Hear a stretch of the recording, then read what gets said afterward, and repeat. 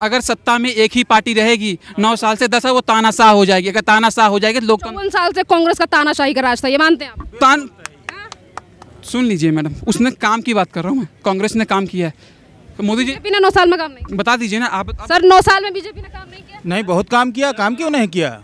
अब वो सामने एक प्रत्यक्ष दिखाई पड़ रहा है। आज यहाँ भगत सिंह की प्रतिमा लगी है, पहले किसी और की लगी थी। मोदी जी ने ये भी कहा था कि हर साल हम 2 करोड़ नौकरियां देंगे, काला धन आएगा 15-15 लाख रुपए खाते में। आपके खाते में आया मैडम? भैया आपके खाते में आया? 15 लाख आपके अकाउंट में आ गए? अरे तो मैडम जवाब तो सुनेंगे तब तो।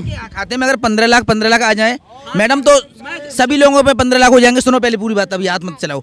जब सभी लोगों में 15 लाख हो जाएंगे या तो सब घर पे बैठ जाएंगे, काम नहीं करेंगे, तो खा पी के फिर उसके बाद क्या करोगे? 15 लाख आ जाएंगे तो टैलेंट चाहिए गवर्नमेंट नौकरी के लिए, लेकिन नौकरी तो बहुत है, नौकरी कमी नहीं है, करने वालों की कमी हिंदुस्तान में। कहाँ नहीं है नौकरी? डेटा कहता है, मैं नहीं कहता हूँ, इनका सरकारी डेटा ये कहता है कि आज भारत में कितनी नौकरियां हैं, यानी कि हर घर से मुझे लगता है कि एक को भी सरकारी नौकरी नहीं मिल रही है। जो पढ़ेगा लिखेगा उसी को सरकारी नौकरी मिलेगी, और फिर सरकारी नौकरी है नहीं। क्या कर रखा है आपने? मास्टर कर रखा हूँ, पीएचडी करने वाला हूँ, जेएनयू से करूंगा। आप जा पीएचडी करो ना, उसके बाद देखना नौकरी क्यों नहीं मिलेगी। पीएचडी के बाद नौकरी सोच लो, फिर देश का क्या हो, हर हाल का युवा क्या हो जाएगा। यानी अब एक सुनो, आप पीएचडी करोगे तभी सरकारी नौकरी मिलेगी। एक मिनट एक सुनो, पहले पूरी बात सुनो। एक घर में 3 बीएड है, एक घर में 3 बीएड है। अगर एक घर में 3 बीएड, मेरे घर में 3 बीएड है, मेरी सिस्टर और 2 भाई, अगर एक घर में 3 को नौकरी मिलेगी तो इतनी नौकरियां कहाँ से आएंगी? ये बताइए मुझे, तो इतनी नौकरियां आएंगी कहाँ से? सरकार को बोलो जनसंख्या पर नियंत्रण करे। तो अरे कानून लेकर तो आ रही है। क्यों करे? जनसंख्या सरकार करेगी, ये कह रहे हैं सरकार सब सरकार तब कम होगी। सरकार बच्चा पैदा करने आ रही है। तुम लोग ही बच्चा पैदा कर रहे हो, कौन कर रहा है? तुम कर रहे हो, हम कर रहे हैं, और कौन कर रहा है? हमें तो नहीं चाहिए सरकारी नौकरी। बच्चे क्यों करो? 2 बच्चे करो ना, क्यों कर रहे हो ज्यादा? बाप दादे 5-5 6-6 बच्चे करिए, उनके बाप दादे 5-5 6-6 बच्चे, नौकरी कहाँ से आएंगे आखिर में? ये तो बताइए अब, इतनी नौकरियां कहाँ से मिलेंगी आपके लिए? चलिए कुछ और लोगों से इसी पर बात करेंगे कि उनका 2024 के चुनावों को लेकर क्या कहना है। सर से बात करेंगे। सर क्या नाम है आपका? भरत ठाकुर। कहाँ से हैं सर? सूरत से। सूरत से आए, इधर आ जाइए सर। 2024 में किसे प्रधानमंत्री देखें? नरेंद्र मोदी जी को। मोदी जी क्यों? मोदी जी है सबके साथ सबका विकास के लिए चाह रहे हैं, अंतिम छोर पर है, उसका विकास चाह रहे हैं। भारत के जन जन का आवाज मोदी जी है। मोदी जी है। हाँ। राहुल गांधी कहते हैं 2024 में मोदी जी का तख्ता पलटे। राहुल गांधी जी की अपनी व्यक्तिगत सोच है, सार्वत्रिक जनसमूह की सोच नहीं है। राहुल गांधी 24 पार्टियों के साथ मिलकर चुनाव लड़ रहे हैं, इसीलिए 24 पार्टियां हैं, पर 24 लोग साथ में नहीं रह सकते, क्योंकि सबका अलग अलग विषय, सबकी एक आइडियोलॉजी अलग है, वो एक साथ कभी भी नहीं जुट पाएंगे। अच्छा सर, ये बताइए, आप सूरत से हैं, सूरत से ही बड़े बिजनेसमैन अडानी अंबानी दोनों आते हैं, उसको लेकर भी विपक्षी पार्टियां लगातार ये आरोप लगाती हैं। भारतीय बिजनेसमैन है, उसको प्रमोट करना ये भारतीय शासन की भी जिम्मेदारी है, क्योंकि आज तक वर्षों तक विश्व के बिजनेसमैनों को भारत में लाकर उसको बड़ा करने के लिए सोच रहे थे। उस सोच की अलग दिशा है। भारत के जन जन में जो आवाज़ है उसको आगे ले जाने का, इसमें अडानी अंबानी हो या कोई और नया आए, उसको भी आगे बढ़ावा नहीं देना चाहिए। सर क्या लगता है 24 पार्टियां टक्कर दे पाएंगी मोदी जी के 2000? अभी जन देखते हैं, पर क्या है कि अभी मेरा व्यक्तिगत मत है नरेंद्र मोदी ही भविष्य का, अभी जो 24 के इलेक्शन में बड़ा प्रधान है। बड़ा प्रधान है। हाँ। सर क्या फैक्टर्स रहने वाले हैं इस बार? जनता 2024 में मोदी जी के लिए किस फैक्टर्स पर ज्यादा वोट देने वाली है? विकास का है, भारत के जन जन की जो आवाज़ है, सबका साथ सबका विकास, जैसे आरोग्य की सेवाएं है, शिक्षा की जो व्यवस्था है, सांस्कृतिक पुनरुद्धार है, जो भारत की पुनः जो आवाज़ है वो फिर से नींव खड़ी हो रही है। तो ये अपने जन जन के जो आवाज़ है वो सरकार शासन के द्वारा बाहर आ रही है। हाँ मैम, आप क्या नाम है? मेरा नाम डॉक्टर ज्योति सिंह है, मैं भी सूरत से हूँ। मैम ये बताइए, अभी हाल ही फिलहाल में मोदी सरकार ने लोकसभा से महिला आरक्षण का बिल पास किया, जिसको लेकर विपक्षी पार्टियों ने ये आरोप लगाया कि मोदी सरकार महिलाओं को बेवकूफ़ बना रही है, महिलाओं के लिए काम नहीं किया। तो इतने सालों से मोदी सरकार है, आपको क्या लगता है कितने काम जो हैं वो मोदी सरकार के द्वारा महिलाओं के लिए किए गए हैं? लगभग देखा जाए तो महिलाओं के पक्ष में है, चाहे उज्ज्वला योजना हो, चाहे स्वच्छता अभियान के तहत सबके शौचालय की व्यवस्था हो, चाहे आरक्षण वाली बात है। इतने साल में तो कोई तो हिम्मत नहीं किया। सनातनी संस्कृति को आगे बढ़ाने के लिए सबसे बड़ी बात अपने राम मंदिर का निर्माण करना। ये जो 500 साल से पेंडिंग था, 370 धारा हटने वाली थी, किसी में दम नहीं था। तो सबका साथ, सबका विकास और सबका विश्वास लेकर मोदी जी आगे बढ़ रहे हैं। पूरे विश्व में भारत की एक अखंड छवि दिखाए हैं। अखंड भारत, अखंड विश्व, क्या कहेंगे, वसुधैव कुटुंबकम की भावना G20 से निकल कर आया। अमेरिका जैसे लोग भी सैल्यूट कर रहे हैं, है ना। तो नाक को चने चबवा दिया ऐसा है। अभी चाइना भी छोर पर आ गया है। तो अब क्या चाहिए भारत को? ऐसे ही तो शासक चाहिए। तो 24 के बाद भी और जितने साल आए हम चाहेंगे कि मोदी जी जैसे ही लोग रहें। मैम, अभी आपने 24 का जिक्र किया है, राम मंदिर का जिक्र किया है जो 5 साल से पेंडिंग था। जनवरी में राम मंदिर का जो है दरवाजे खुलने वाले हैं, यानी कि दर्शन के लिए जो है खुल जाएगा, राम मंदिर बन के तैयार हो जाएगा। उसके लिए भी कहा जा रहा है कि डेट इसीलिए जनवरी में रखी गई है, 2024 में रखी गई है, क्योंकि चुनाव आ रहे हैं। मोदी जी राम मंदिर के इर्द गिर्द राजनीति कर रहे हैं। चुनाव तो हमेशा आता ही रहेगा। चुनाव तो मौसमी सीजन है ना, एक ठंड जाएगा गर्मी आएगी, इस तो चुनाव तो रहेगा ही। जनवरी का मौसम इसलिए चुना गया है, उन लोगों को मालूम नहीं है कि किस तरह से राम जी हमारे जो सांस्कृतिक पुरुष हैं, सांस्कृतिक पुरुष, तो उसमें 2024 का तिथि देखेंगे, तिथि के हिसाब से शुभ मुहूर्त है, इसलिए 2024 जनवरी का चुना गया है। मकर संक्रांति आप लोग को पता होगा, नया जो नव वर्ष होता है वही होता है, इसलिए हिंदू संस्कृति, हिंदू ने सनातनी संस्कृति का नव वर्ष है। इस तरह से वो चुनाव किया गया है, चुनाव के लिए नहीं किया गया। हराने के लिए 24 पार्टियां ने अलायंस बनाया। कर लें चाहे 24,000 आ जाएं, लेकिन जनता का विश्वास एक बार जीत लिए हैं। मोदी जी नहीं जीते हैं, यह जनता का विश्वास है जो मोदी जी के ऊपर है। ठीक है, मोदी जी तो प्रतीकात्मक हैं, ये जनता का विश्वास है। 140 करोड़ जनता का ये है विश्वास। बार-बार पे जो ये कहते हैं कि इस्तेमाल कर रहे हैं या फिर पॉलिटिक्स की राजनीति है। पॉलिटिक्स चली गई है, अब कहते हैं ना राजनीति पर रोटी सेकना वाला बात चली गई है। अब जनता जागरूक हो गई है, कौन उनका विकास कर सकता है वही होगा। जिस तरीके से अभी गुजरात में जीत हुई है उसी हम लोग वंदे भारत से आए। हाँ, हर चीज़ में देख लो ना कि पहले भी पैसा देते थे लेकिन लाभ नहीं मिलता था, अभी पैसा भी देते हैं, लाभ भी लेते हैं। गुजरात से हम यहाँ दिल्ली आए, समय की बचत, सारी सुविधा है। वंदे भारत बोले रेल को बेच रहे हैं, इसको बेच रहे हैं। बेचना क्या होता है? कंपटीशन कर रहे हैं, जिससे कंपटीशन करेंगे तो हमें जनता को ही लाभ मिलेगा। बिजनेसमैन तो बिजनेस करेंगे ही ना, अब पैसा लगाएंगे तो लाभ तो लेंगे ही। लाभ लेने के साथ जनता का भी विश्वास उनके साथ है जी। तो मैम, ये जनता का विश्वास जो है वो 2024 में साथ रहेगा मोदी? पक्का रहेगा। वो बच्चा के जबान पर मोदी जी का नाम है। मोदी चाहे योगी, हाँ हमें बुलडोजर जैसे सरकार चाहिए, मोदी जैसे सरकार चाहिए। बुलडोजर दिखा कर योगी डरा रहा है उत्तर प्रदेश? डरा रहे, डरने वाले जो होंगे डरेंगे, जो रहेंगे वो रहेंगे, है ना। और डरने वाले कौन रहेगा? जो अपराध करेगा वो डरेगा, है ना। हाँ जी। क्या नाम है आपका? ललित पांडे नाम है, प्रयागराज उत्तर प्रदेश से। देखिए, जिस तरीके से मैडम ने बोला कि बुलडोजर एक, मैं तो कहूँगा कि बुलडोजर एक तानाशाही का प्रतीक है, क्योंकि मैडम ने कहा कि ये रेल भेल तेल सब कुछ बताइए, प्रयागराज से हैं। प्रयागराज में अतीक अहमद के पूरे खानदान को लेकर बात की जा रही है। अतीक अहमद को गिरफ्तार कर लिया गया जो इतने दिनों से माफिया राज था। आपको नहीं लगता कि ये काम किया गया है, या फिर आपको लगता है कि अतीक अहमद की गिरफ्तारी भी गलत? नहीं मैडम, अतीक अहमद देखिए वो माफिया। प्रयागराज से मैडम हर चीज़ का जवाब दूंगा, मैं जवाब देने के लिए ही मैंने यहाँ पे हूँ। पहले मैडम की बात का जवाब दे दूँ, उसके बाद आपका बात का जवाब।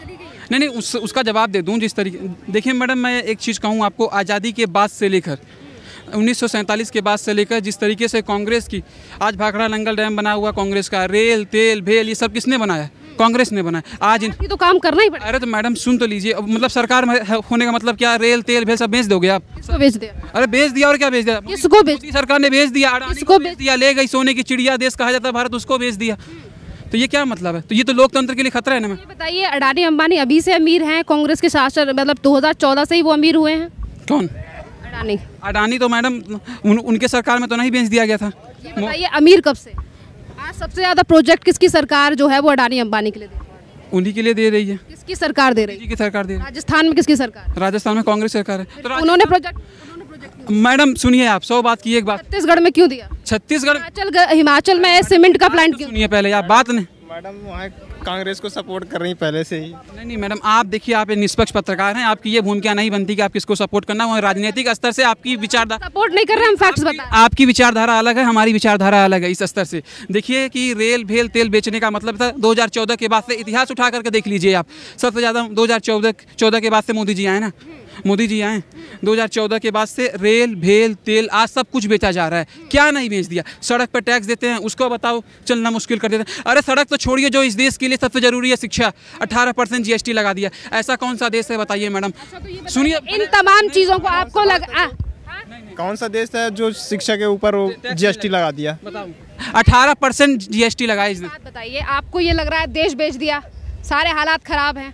2024 में जनता के पास मौका है ना बदलने का, किसे चाहते हैं, कौन बदलेगा फिर हालात? जनता बदलेगी, जनता देख रही, जनता सब जनता का अंश है आप, किसे चाहते हैं, कौन बदलना, किसे लाना चाहते हैं? वो ऑब्वियसली राहुल गांधी जी आएंगे, कांग्रेस। राहुल गांधी क्या कर? मैं आपको बता देता हूँ, अगर सत्ता में एक ही पार्टी रहेगी 9 साल से 10 है, वो तानाशाह हो जाएगी। अगर तानाशाह हो जाएगी तो लोकतंत्र। 54 साल से कांग्रेस का तानाशाही का राज था, ये मानते हैं आप? सुन लीजिए मैडम, उसने काम की बात कर रहा हूँ मैं, कांग्रेस ने काम किया है। मोदी जी बीजेपी ने 9 साल में काम नहीं, बता दीजिए ना आप। सर 9 साल में बीजेपी ने काम नहीं किया? नहीं, बहुत काम किया, काम क्यों नहीं किया। अब वो सामने एक प्रत्यक्ष दिखाई पड़ रहा है, आज यहाँ भगत सिंह की प्रतिमा लगी है, पहले किसी और की लगी थी। मोदी ने किया क्यों नहीं किया है? ये कह रहे हैं देश बेच दिया मोदी जी ने। अरे वो तो सब होता ही है, किया है, मोदी ने काम किया है। 2024 में राहुल गांधी सुधारेंगे सब कुछ? अरे वो तो अभी तक सुधार ही रहे हैं, कहाँ सुधार पाए, क्या क्या सुधार पाए हैं, वो नहीं सुधार पाएंगे। मोदी जी ने कहा था कि हम, वो कह रहा राहुल गांधी ने, मोदी जी ने कहा था कि मैं जवाब दे रहा हूँ, मोदी जी ने ये भी कहा था कि हर साल हम 2 करोड़ नौकरियाँ देंगे, काला धन आएगा 15-15 लाख रुपए खाते में। आपके खाते में आया मैडम? भैया आपके खाते में आया? बताइए 15 लाख आपके अकाउंट में आ गए? अरे तो मैडम जवाब तो सुनेंगे तब तो। खाते में अगर 15 लाख आ जाए मैडम, तो सभी लोगों पे 15 लाख हो जाएंगे। सुनो पहले पूरी बात, अभी हाथ मत चलाओ। जब सभी लोगों में 15 लाख हो जाएंगे, या तो सब घर पे बैठ जाएंगे, काम नहीं करेंगे, तो खा पी के फिर उसके बाद क्या करोगे? 15 लाख आ जाएंगे तो जो काम करना है वो काम करो भैया। जो 15 लाख हराम का क्यों देखते हो आप लोग? ये बताइए, हराम का देखने की जरूरत क्या है? हराम का क्यों चाहिए? बताइए, आप बताइए। अगर पैसा आता भी है, काला धन आता है, तो देश की तरक्की में लगाइए और किसी और काम में लगाइए, ना कि जनता में बांटने के लिए। बताओ अब भाई, जवाब। एक चीज बताइए आप लोग, इस देश में लोकतंत्र है, लोकतंत्र में मोदी जी चुने जाते हैं सांसद के तौर पर। इस देश में लोकसभा का चुनाव पुनः आने वाला है, यानी कि जनता अब उनको दोबारा चुनेगी, जनता लोकसभा का चुनाव करेगी। एक चुना हुआ व्यक्ति अगर ये बात बोलता है संसद के 62 पे खड़े होकर देता है कि हाँ हम 10 लाख नौकरियाँ देंगे, हम 2 करोड़ नौकरियाँ देंगे। 5 साल में कांग्रेस ने कितनी? सुन लीजिए, राहुल गांधी पूरी बात खत्म हो जाए उसके बाद सवाल करिए मैडम। ऐसे आपने दूसरों की बात सुनी? तर्क वितर्क हो, एक चीज का जवाब, एक तथ्य पर होगा तो अच्छा लगेगा बात करने में। 9 साल की नौकरियां पूछ रहे हैं आप, 2 करोड़ नौकरियां कह रहे हैं। जवाब दूं कि नहीं दूं, मैं ये बताइए। 54 साल की छोड़िए, अभी इन्होंने कहा कि एक चुना हुआ व्यक्ति अगर इस तरह की बातें बोलता है, क्या वो जायज है? प्रधानमंत्री जायज है वो? क्या बोला उन्होंने? नहीं तो भैया आपको नौकरी चाहिए, कितने रोड बनाए ये बताओ, कितने रोड बनाए? सबके लिए नौकरी मिल रही है। कितने एयरपोर्ट पे और कितनी स्मार्ट सिटी बननी है? नौकरी नहीं है, ये क्या है? ये नौकरी नहीं है। हर जगह नौकरी करने वाली कमी है, नौकरियों की कमी नहीं है। तुम्हें गवर्नमेंट की ही नौकरी चाहिए, तो गवर्नमेंट के लिए टैलेंट चाहिए, आपके लिए टैलेंट चाहिए गवर्नमेंट नौकरी के लिए। लेकिन नौकरी तो बहुत है, नौकरी कमी नहीं है, करने वालों की कमी हिंदुस्तान में कहाँ नहीं है नौकरी? नौकरियों की कमी नहीं है। इन्हीं का सरकारी डाटा कहता है, जाके आप एम्प्लॉयमेंट एंड मिनिस्ट्री का उसका खोल लेंगे, रोजगार मंत्रालय का, इन्हीं का डेटा ये कहता है, सरकारी डेटा कहता है, मैं नहीं कहता हूँ। इन्हीं का सरकारी डेटा ये कहता है कि आज भारत में कितनी नौकरियां हैं, यानी कि हर घर से मुझे लगता है कि एक को भी सरकारी नौकरी नहीं मिल रही है। सरकारी 140 करोड़ में से कहाँ? एक मिनट मैडम, हमारा हिंदुस्तान इतना बड़ा है और 7वें नंबर पे है, और आबादी के मामले में फर्स्ट नंबर पे जाने वाला है। अभी दूसरे नंबर, फर्स्ट नंबर पे कहाँ से नौकरी आएंगी? मैं 7वें नंबर पे हिंदुस्तान है, तो 7वें नंबर पे नौकरी रहनी चाहिए, ना कि फर्स्ट नंबर पे। इतनी नौकरी कहाँ से लाएगा देश? और चलो गवर्नमेंट नौकरी ले आती है तो काम क्या करवाएगी? आप बच्चे पैदा करते जाओ, नौकरियाँ चाहिए, कितनी नौकरी देगी गवर्नमेंट? अरे एक अगर 7वें के नंबर हिसाब से 7वें नंबर की जनता होती तो नौकरी हर घर में ही होती लगभग में। लेकिन क्षेत्रफल के हिसाब से 7वां नंबर और आबादी के हिसाब से आप फर्स्ट नंबर पे जा रहे हो, तो नौकरियां फर्स्ट नंबर पे कहाँ से आ जाएंगी? इतनी नौकरी एक के भी घर में सरकारी नौकरी नहीं है। तो भैया जो पढ़ेगा लिखेगा उसी को सरकारी नौकरी मिलेगी, और फिर सरकारी नौकरी है नहीं। क्या कर रखा है आपने? मास्टर कर रखा हूँ, PhD करने वाला हूँ, JNU से करूँगा। आप जा PhD करो, उसके बाद देखना नौकरी क्यों नहीं मिलेगी। PhD के बाद नौकरी सोच लो, फिर देश का क्या हो, हर हाल का युवा क्या हो जाएगा। यानी अब एक सुनो, आप PhD करोगे तभी सरकारी नौकरी मिलेगी। एक मिनट एक सुनो, पहले पूरी बात सुनो। एक घर में 3-3 बीएड है, एक घर में 3-3 बीएड है। अगर एक घर में 3-3 बीएड, मेरे घर में 3 बीएड है, मेरी सिस्टर और 2 भाई, अगर एक घर में 3-3 को नौकरी मिलेगी तो इतनी नौकरियां कहाँ से आएंगी? ये बताइए मुझे। तो इतनी नौकरियां आएंगी कहाँ से? सरकार को बोलो जनसंख्या पर नियंत्रण करे। तो अरे कानून लेकर तो आ रही है। क्यों करे? जनसंख्या आ रही है। करोगे सरकार करेगी, आप लोग करोगे, जनसंख्या करेगी, नियंत्रण सरकार करेगी। जनता का काम है, सोचिए। जनता का काम है, सरकार का क्या? वही काम है सर, सरकार थोड़ी आएगी घर में कहने के लिए कि बच्चे कम पैदा करो। मैडम कानून हम बनाएंगे। सर ये बताइए जनसंख्या कम करने का किसका काम? पब्लिक को ये कह रहे हैं सरकार। सब सरकार तब कम होगी। सरकार बच्चा पैदा करने आ रही है। तुम लोग ही बच्चा पैदा कर रहे हो और कौन कर रहा है? तुम कर रहे हो, हम कर रहे हैं और कौन कर रहा है? अभी अब आपने कहा कि बच्चे जो है वो रुक जाइए सर, एक मिनट रुक जाइए। ये कह रहे हैं सरकार बच्चे पैदा कम करवा। मैडम बच्चे तो हम लोग पैदा कर रहे हैं, सरकार तो ही पैदा कर रही है। बच्चे तो आप लोग पैदा करते। हाँ तो हमें तो नहीं चाहिए सरकारी नौकरी। बच्चे क्यों करो? 2 बच्चे करो ना, क्यों कर रहे हो ज्यादा? बाप दादे 5-5 6-6 बच्चे करिए, उनके बाप दादे 5-5 6-6 बच्चे, नौकरी कहाँ से आएंगी आखिर में? ये तो बताइए आप, इतनी नौकरियाँ कहाँ से मिलेंगी आपके लिए? बीजेपी कितनी कमजोर हो गई आप लोग देख लीजिए, मेरा विचार खत्म हो गया। बीजेपी कमजोर हो गई। बीजेपी कोई कमजोर नहीं है, ना कभी होगी। बीजेपी ऐसे दिनों दिन बढ़ती रहेगी। क्यों लगता है सर आपको कि? अरे उनके ऐसे परफेक्ट नियम है, कानून है, वो चलते रहेंगे। परफेक्ट एकदम डिसीजन लेता है, डिसीजन लेने में कोई लापरवाही थोड़ी होती है, तुरंत एक्शन होता है, कोई भी काम हो। सरकारी वाले तो 11 बजे आते हैं, 3 बजे भाग जाते हैं, काम करते नहीं। कहाँ से होगा प्रोग्रेस? किसको दिया जाए नौकरी? यही सारा रीजन है। बिल्कुल भाजपा गवर्नमेंट एकदम अपनी जगह सही है, बिल्कुल। चलिए आप क्या चाहते हैं सर? सब कुछ सही चल रहा है गवर्नमेंट? बढ़िया चल रहा है, बहुत क्या लग रहा है? सब कुछ सही चल रहा है गवर्नमेंट में सर? हाँ? क्या सही चल रहा है गवर्नमेंट में? सही चल रहा है। क्या नाम है सर आपका? रामेंद्र कुमार श्रीवास्तव। किस चीज़ का धरना प्रदर्शन है? मैं पंचायती राज में पूर्व महामंत्री हूं और हम लोग 1 अक्टूबर को यहां दिल्ली के रामलीला मैदान में धरना प्रदर्शन किया है। बहाली पुराने देश में जो राजनेता है वो 5 साल के लिए चुने जाते हैं और उनको पुरानी पेंशन है। अगर वो सांसद होते हैं उसके बाद विधायक लड़ते हैं, पुरानी पेंशन लेते हैं और सरकारी कर्मचारी पूरे सेवा करता है 40 साल 30 साल। मैं ना आपके लोगों से इधर बात कर चुकी हूँ और आप 1 तारीख को रामलीला मैदान में धरना प्रदर्शन करने वाले हैं। 2004 से आप लोगों की पेंशन का प्रॉब्लम है जो बंद है 4 से। हाँ, अटल बिहारी वाजपेयी की सरकार से तब से लेकर लोग लागू कराने के लिए पूरी संख्या में कल 10 लाख लोग रामलीला मैदान में 10 लाख लोग एकत्रित हो रहे हैं। और अगर हमारी बात को इस बार नहीं सुना जाएगा तो देश में भी परिवर्तन होगा। परिवर्तन एक प्रगति करनी है। सरकार बात नहीं मानेगी तो सत्ता परिवर्तन है। 6 राज्यों में पुरानी पेंशन बहाल हो चुकी। कर्मचारियों ने एकजुट हो करके अपनी बुढ़ापे की जो आपके यहाँ लोग मिले थे उन्होंने सारी चीजें डिटेल में पूरा हम लोग लगे हैं और हम लोग पूरी संख्या में आए हुए हैं। निश्चित हम लोग आदरणीय विजय कुमार बंधु जी के नेतृत्व में हम लोग जुटेंगे और रैली सफल रैली होगी और भारत सरकार को मानना पड़ेगा हमारी बात। बहुत धन्यवाद।